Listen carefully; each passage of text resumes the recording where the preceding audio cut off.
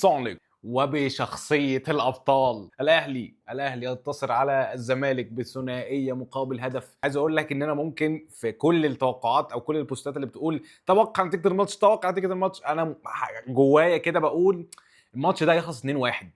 سيناريوهات الفرقتين بالسكريبت بتاع الحياه، الكره المصريه نفسها، بان الاهلي واقع والزمالك افوق منه دلوقتي، بالمشاكل بخط الدفاع بتاع الاثنين الضايعين. شحات النينجا يا اخي دايما الدهن في العتاقي، انا ما اعرفش معناها بالظبط، بس هي دايما بتقلل الحاجه القديمه لما بتبقى لسه كويسه وشغاله.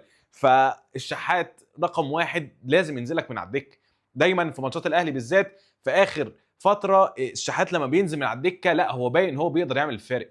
اي نعم بعد ما بيبدا يعني خلاص هو الشحات عمل ماتش حلو، الطبيعي والمنطقي ان الماتش الجاي مثلا يبدا هتلاقيه بقى بيفشخ الدنيا بيقدم خرا، ولكن في كل الاحوال الشحات برجل واحده احسن من طاهر 100 مره. اللي ممكن يكون المديرين الفنيين بيحبوه عشان ادواره الدفاعيه الكتيره، ولكن ده بيأثر جامد على ادواره الهجوميه في الناحيه الثانيه. وانا جايب جناح عشان انا عايز اشوف منه مردود هجومي اكتر ما هو دفاعي، جايب جناح ان انا اشوف منه تدخل العمق، كور بينيه، ترقيصه حلوه، في حاجات كتير قوي بطلبها من الجناح بتاعي. وكل الحاجات دي الشحات نزل وقدمها. جاب لك ضربه الجزاء، دخل جوه منطقه في الجون الثاني، دخل في الجون الاول، دخل جوه منطقه الجزاء وشاط وجابها. والراجل من ساعه ما نزل بصراحه وهو قاعد بيحاول من كل الاطراف، وباين عليه الروح والعزيمه ان هو نازل وهو عارف ان هو اللي هيعمل الفرق.